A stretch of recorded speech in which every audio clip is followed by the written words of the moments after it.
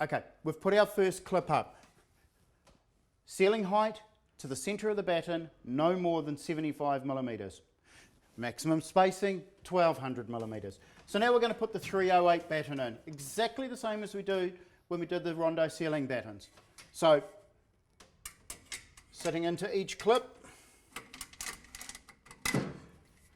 clip in the bottom, sit it into the bottom, squeeze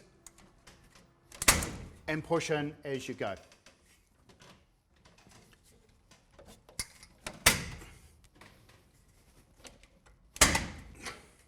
So there's our rails clipped in.